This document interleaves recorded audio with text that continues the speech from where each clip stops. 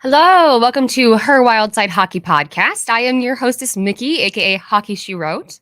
And here we are. We have had an exciting week. But first, I would like to just throw back to a special memory that many Wild fans have, which was 1 year ago today. Today is March 15th. March 15th of 2023 was the game. You might not know what that means, but maybe you will when I tell you it was against the St. Louis Blues. That's right. 1 year ago from today was the game where not only did we beat the Blues 8-5, there was also the almost goalie fight that rocked the world. And Bennington trying to hype up the crowd after letting 5 goals in. And then Goligoski scoring and mocking Bennington. And there were many other things going on during that game. There were tons of scrums. That was the game with uh the picture that looks like Fleury is floating because he like jumped and grabbed onto the net to get out of the way of the puck. I don't know. The whole game was completely wonky and came out in favor of the Wild, thankfully, but is also one of those games that I mean, it was in St. Louis, so I'm going to guess most of us were not there, but it's one of those that I will never forget watching on TV. And I will never forgive those refs for not letting Fleury punch Bennington straight in the face because that is what the world needed. But one of the most important things, and in my last podcast, I talked about how Marat Khusnutdinov, there you go. See, I'm getting better and better at it. I wrote it down how I'm supposed to pronounce it on my paper so I don't look like an idiot again. So I talked about how he's here, and he had his first game last night, his NHL debut, and I got to be there with my mom. I'll talk about kind of my mom's experience with her first Wild game a little later, but there was so much cheering for Marat, and I loved it so much. Like, he took his warm-up lap, everyone cheered. First time he came over the boards for his first shift, everybody cheered. Won a face-off and then another face-off, cheered both times. He made a couple great hits along the boards, everybody cheered. He left to go back to the bench after his first shift, everybody cheered. Is it ridiculous? Yes, it is absolutely ridiculous. But everyone is so hyped to have Kuznetsov here that it felt right to cheer everything the man does. And I think everybody is already in love with him. If you saw his post-game interview and they asked him about all of the cheering, he had the most sarcastic reply. He was like, "Oh yeah, 2 face-offs. Oh ho ho." But he seems like such a fun guy. It's really cool that he actually has a lot of English. Because when Kaprizov came, he did not, and not only that, but it took Kaprizov until this season really to feel comfortable speaking mostly in English without an interpreter. Because I think anytime that Kirill does an interview, I don't think they even have the interpreter on the phone like they used to. And I know they have it available for Kuznetsov, but he only uses it sparingly. And I will say that, like, a big shout out to him because, again, coming to a complete different country, you're speaking a different language. I mean, he said that he did learn English in school, and obviously he paid attention in his English classes because he seems to speak very well and understand a lot more. He doesn't need the interpreter to necessarily explain everything to him or make sure he understands the question. Sometimes, but it's really fun, and I think that we're able to connect with him a lot more than we were with Kaprizov because Kaprizov came over, it was the COVID year, the shortened year. No one got to watch him in person. No one got to, even just watch in practice so it was completely removed. And then you add to it the fact that he was not comfortable in English to start off with. And we loved him. Like, let's not get that wrong. We loved him. But it was just a little bit harder to connect at first. Where I feel like Kuznetsov is coming in and everyone is just like, okay, we love him. Like, off the ice, he's great. On the ice, he had a great first game. And I sense that this is going to be the start of like a really great group of Russians that the Wild are going to kind of slowly collect. Now, I do have more to say about the game against Anaheim because, like I said, I was there with my mother. It was her first Wild game in Minnesota. She had actually seen them play the Anaheim Ducks in Anaheim previously. But it was really fun to bring her to. But first, I'm going to throw it over. Or, nope, I'm going to do the commercial. Okay. Now, I always like to make sure people know how to support the show and support the podcast network that I am affiliated with. So I am putting up on a screen, if you're watching on video, a link to our Ticketmaster affiliate link. So we have a QR code here. Otherwise, I put a link down in the show notes. Basically, any tickets that you buy through our link, we will get a cut of Ticketmaster's profits. So nothing, you're not paying extra. We just kind of take part of that as kind of like a middleman, like we referred you to Ticketmaster. And this is for anything: hockey games, concerts, I don't know, puppet shows, plays. I don't know what you want to go do, but if they sell tickets through Ticketmaster, you can use our link, and I would really, really appreciate it.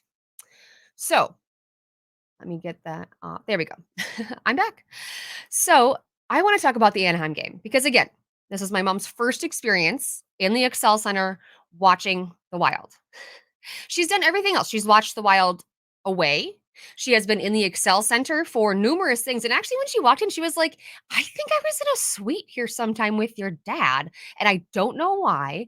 And I don't remember what we were watching or what we were doing. But that was something had to do with my dad's company. So stay tuned for the answer to that mystery because perhaps I'll have the answer next week. We will see. Not next week, next episode, whenever that happens. I hyped this game up to my mom, and I knew that it was going to deliver.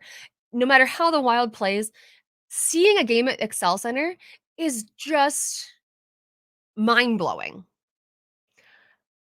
It's not an oversell. But the funniest part is that, I mean, you all know my brother's the one that has the season tickets. So he had contacted me and been like, "Hey, can you go on Thursday?" I said, "Yeah, I don't have anything on my schedule." The problem is that I didn't know who to go with. It's a Thursday night is hard. Any like Tuesday, Thursday, those are hard because not everyone wants to go on a weeknight where they have to wake up early the next day. Or like, I take my best friend sometimes. She lives like an hour and a half away. Um, and I don't want to put that on her, but out of happenstance, my mother was also on spring break, just like my kids have been this week. So I called her up and I said, "Hey, why don't you come up? I'll take you to the game. Since you're on spring break, you don't have to do anything the next morning. So even if you drive back home, which is an hour and a half, even if you drive back home, you can sleep in." And you know what? And she at first she was like, I don't know. But thankfully, my brother and such talked her into it. So my brother was so excited to have my mom use these tickets with me. So excited. He was texting me like constantly being like, "Oh, like make sure you get her some really good food. Like don't like get something like the pizza or the nachos. Like don't just get her like a hot dog." I was like, "Yeah, yeah, yeah. I will. I will get her that." And "Oh, we'll take mom shopping at the hockey lodge, but not the little hockey lodge on club level. You have to take her to the big hockey lodge." "Yes, Mason, I will take her to the main hockey lodge." And then not only that, he also sent her money like on, I don't know, Venmo or something, like, and was like, "Use this to buy you something."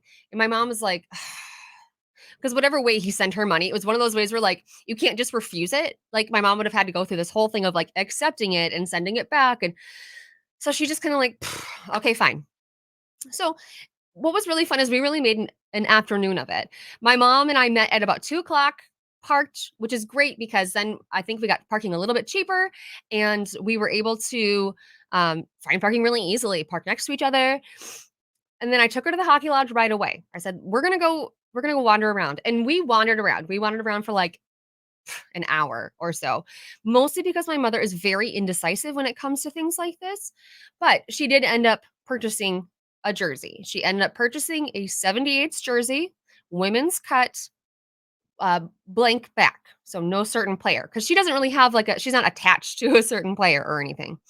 And I do want to point out that I have two new purchases that I'm wearing from the Hockey Lodge.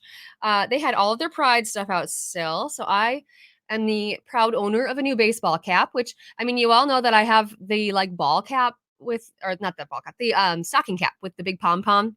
That's a Wild hat. I wear that all the time. I needed something for summer, so I thought this one was perfect. And okay, warning, don't get sad, folks. Don't get sad. Just be happy that I found this on clearance. I was able to pick up a Dewey 1, Dewey 2 shirt on clearance, and, they are gone, and I'm very sad. At the same time, I got their Great Soda Stick shirt, and I will continue to wear it even though they are not in Minnesota anymore. We were so early to this game, though, that once we wandered around for, like, an hour and finally purchased our things, we walked down. I took her to Tom Reed's hockey pub. Just, I've been there a few times, and she's actually been there once or twice. So we just went in. What was really funny is we asked the waitress, we were like, "Okay, well, what kind of seltzers do you have? Like, what kind of White Claws do you have?" And she was like, "Okay, so we're sold out of almost everything because during the boys hockey state tournament last weekend, they like sold out everything. Like everyone, they drank all of their seltzers." They did manage to have a few that they brought out to us. We had some onion rings, and we just kind of sat and hung out. But I told my mom, and she kind of doesn't understand this either. My brother and I, we get in line at least a half hour before the gates open because we want to be like some of the first people up there. And why is that? I don't know. We are a little delulu, and we like to have plenty of time to get everything done before the warm-ups because once they start and the warm-ups are coming out, we are sat and we are ready for the game. Maybe a quick bathroom break, but no, once the warm-ups start, we are there all the way through, the hype video and the national anthem and like we are sat. My mom was like, "Okay, I don't really understand why, but sure, take me early." And we were the first people online for club level. And I was trying to like explain to my mom because she was like, "Well, like, what if someone comes to this gate and they just have regular tickets?" And I'm like, "Well, they can't get in." She's like, "Well, can they get past and then be like, oopsies?" I was like, "No, mom, like they literally cannot get in this gate. And even if they could, there is not like going in that door, there is club level and suite level. There's not like another staircase right there down to like go down. You would have to go, it just no." And I was trying to explain to her why club level is why I recommend club level for people when they ask if it's worth it. Club level has basically the same amount of like restaurants or like food lines, bars, and restrooms as the 100 or 200 level does, but half the people. So going like there's not really a line. Or if there's a line, you're only waiting in it for a very short amount of time, except hilariously enough. I don't know. I made a joke like, is it men's night? Because between two of the periods we went and when we came out of the bathroom, we walked right in the bathroom, like right in, no one waiting. We came out and there was literally a line of like 50 men outside of the bathroom. And I kind of want to be like, are all of the other bathrooms closed on this level? Did you guys not realize there were more bathrooms?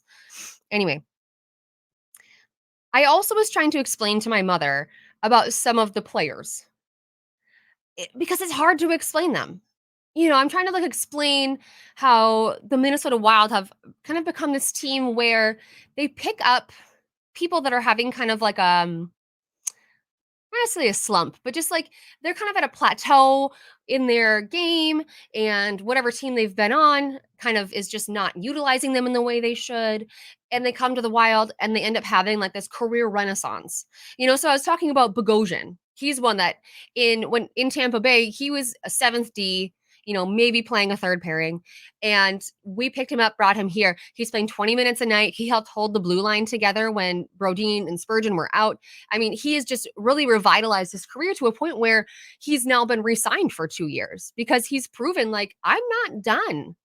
Despite what they thought with the Lightning, they were going in a different direction, but I'm not done playing. And in a similar way, I was trying to explain Zuccarello because that he had kind of a similar situation where like the Rangers, sent him to the Stars and the Wild picked him up from there, right?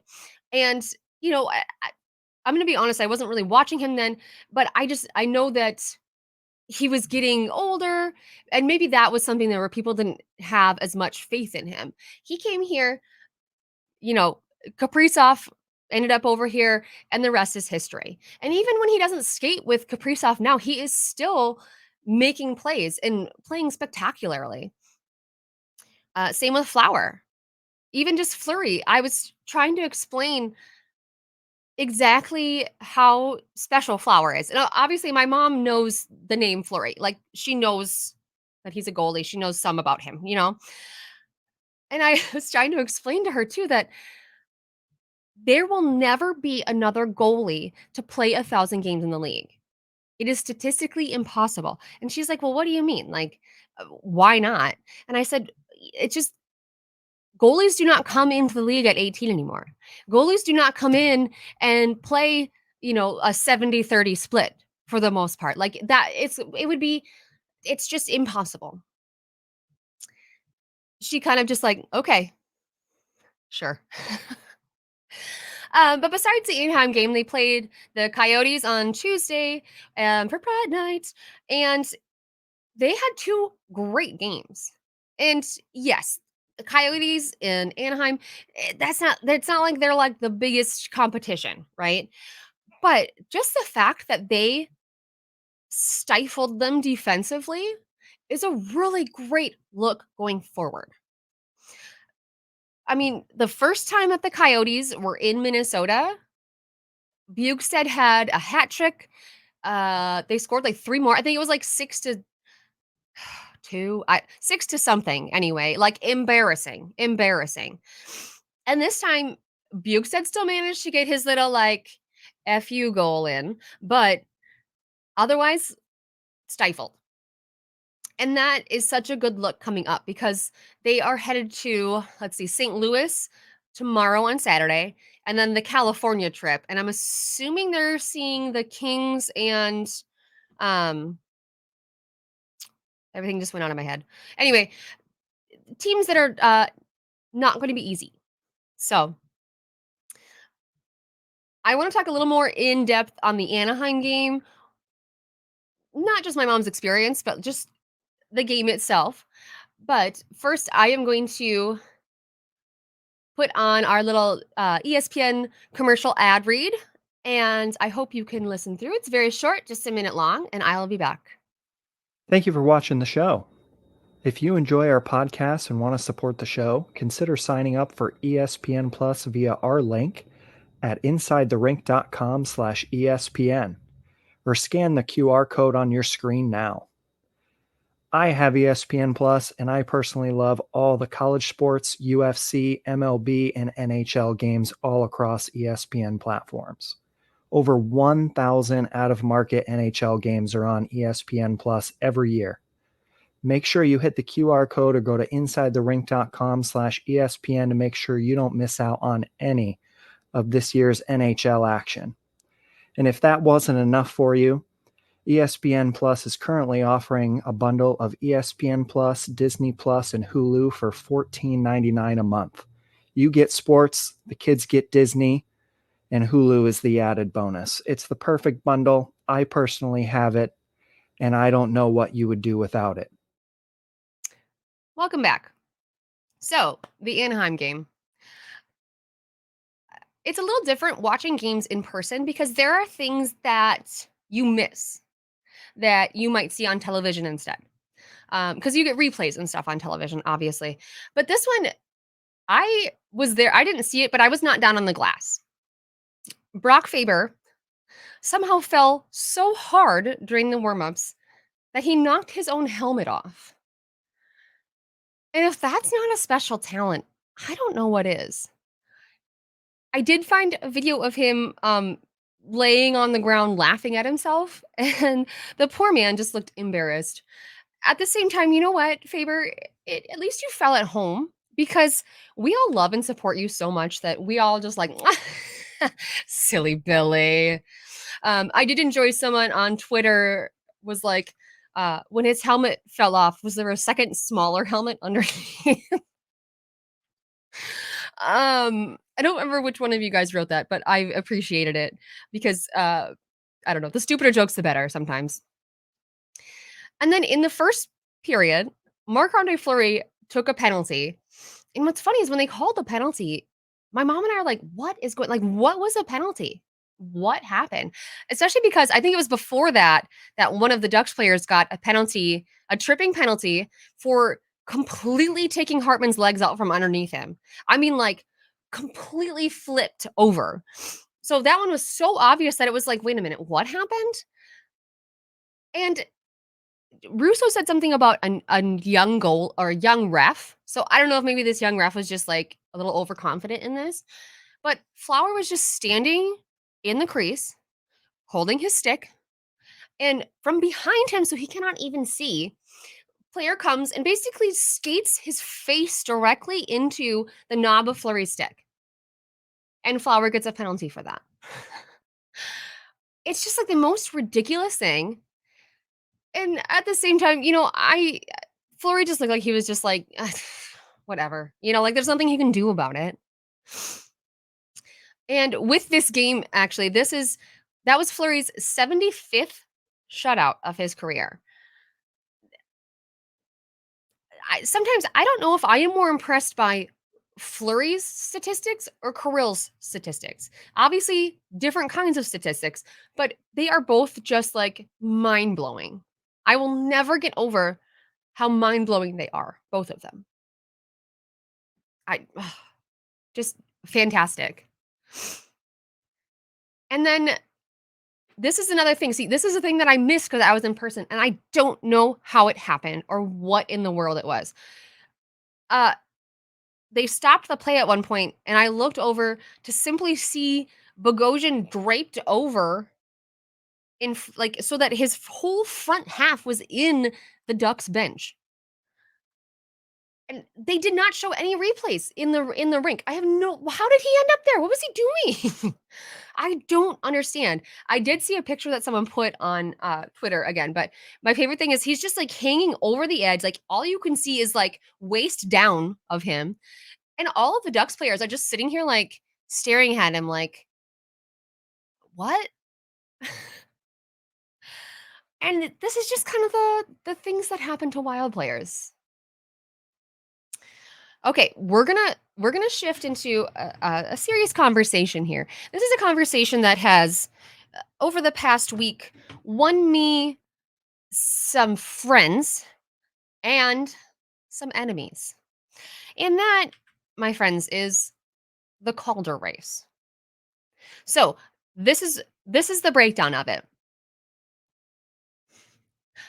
I'm sorry. It's ridiculous that I even need to do this because the people that don't understand this are not going to understand this no matter what I say. But Connor Bedard, amazing forward, first overall draft pick, the one of the only bright spots that Chicago has at all right now, and great at scoring.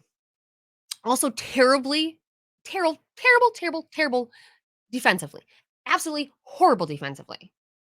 Brock Faber, a man who has come straight from the NCAA into the NHL, has skated top line minutes, 25 plus minutes a night sometimes, does occasionally score offensively, but top pairing, runs the top power play unit, and is also in contention for the Calder. And people want to not even say anything about Faber. They just want it to be Bedard, and let's not even think about anybody else. And here's the thing, most Minnesota Wild fans that I see are just saying this. You're right. Bedard is really good. He is a good player. He scores amazing goals. Yes. But Brock Faber is also a good hockey player. And while we realize that the starry eyed, writers who are voting on the Calder will probably all go mostly for Bedard. Because again, starry eyed, great goals. Okay. But that doesn't mean that we can't talk about how good Faber is also. Because every time I see someone on the other side talking about this, all it is, well, no, Bedard's better. Bedard's the best. Like they don't even want to admit that Faber is good. And I'm not going to sit by with that. Like my Minnesota boy deserves some respect on his name. They can both be good. the other thing is it's an apples to oranges comparison, folks. A defenseman is never gonna score 5 in a night unless you are like Erik Karlsson. But that's not what he's supposed to do. That's not his job. His job is to keep the puck out of the net, and he does that. They each do their jobs. Their jobs are different. You can't really compare their two different players. End of story. On to something a little lighter as we get to the end of our podcast here. Is that yesterday the hockey world was alerted to the fact that a shipment of 17,000 Jaromir Jagr bobbleheads had been stolen somewhere between Canada and Pittsburgh. And this leads to the idea of either someone made the decision to, somehow get the truck and the shipment and steal what they knew to be 17,000 bobbleheads. And ideally, they would have some sort of a plan that they were going to hatch after they had gotten them. Or someone pulled off an amazing heist, got back to their warehouse, opened up the boxes, and realized that in their heist, they had only stolen 17,000 bobbleheads. I don't know what is funnier. I have seen many people make the joke about how this is the plot for the third National Treasure. Yes, I would watch it. Let's do it. Nick Cage, please. I just,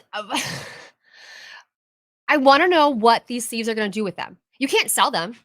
You can't sell them now. What is it? I don't think there's that big of a black market for hockey bobbleheads. So they try and put them on like eBay or something, and everyone's going to be like, hey, wait a minute. Those ones were the stolen ones. I don't know. Or are they just going to be like, let's just try and throw them away? Or like maybe they'll be found like dumped outside of the Penguins rink. Like they just come in the morning and there's the bobbleheads. I don't know. It's very confusing, and I can't wait to see what happened to them. Yesterday, okay, Jonas Brodin has this nickname of Slim Jimmy, which always makes me laugh because he does not look like a Jimmy at all, but Slim Jimmy is where it's at, and people call him Jimmy in the locker room, apparently. My favorite thing is that whenever he does an interview between periods or even after, he always has to have on his comfort hat. And actually, he wears his comfort hat even when he was doing like the Not Weird Wild Swedish club one. He has to wear a comfort hat. And I don't know if that's because he doesn't know how his hair looks and he just doesn't want to deal with it and he's like self-conscious about it, because during walk-ins he will sometimes wear a stocking cap, but not always. He will come in like bareheaded. But Slim Jimmy in his comfort hat, he had it on to talk to Gore yesterday. And I just, it's usually either that or the sweater paws with the sleeves. Now, I have been told this now by two different people, and it is the highest of compliments. And I would like to know what everybody else thinks. I have been told that my mouth and teeth, my whole mouth area looks like Flurries. Marc-Andre Fleury and I are matching mouth twins. I see where it comes from, and I'm highly complimented by that. Now, I like that a little bit better than in high school when I was told that my mouth looked like a snapping turtle. I'm not exactly like just the shape of my lips, I guess. And don't worry, this was funny to me. One of my friends like photoshopped a picture of a snapping turtle with the glasses that I used to wear, and I actually thought it was very funny. I prefer to be compared to Flurry, however. Now, before I sign off, I will just give one more little pitch here, which is for my merch shop, always linked down below in the show notes, whatever is below here. It's great stuff. It's good quality t-shirts. I'm always looking for more ideas of what we can make, because I love fun. I love fun stuff. That's why I like the Soda Stick shirts. I bought this hat because I like it. I've bought from other stores. I have my own merch that I like. I like fun hockey things. So I have her Wild Side Hockey podcast stuff. I've got Hot Girl Hockey Club stuff. I've been trying to toy around with something about vibes. I haven't landed on like a finished product yet, but because the vibes, it is about the vibes. All vibes all the time. And with that, I need you all to put out good vibes for the upcoming road trip because being 4 points out of a wild card spot, we need it. The Wild need all the good vibes and more good vibes to Khusnutdinov because I cannot wait for him to like get his first NHL points and like goal, and I'm just excited for him. So until next time, send out all the good vibes, and I will see you later.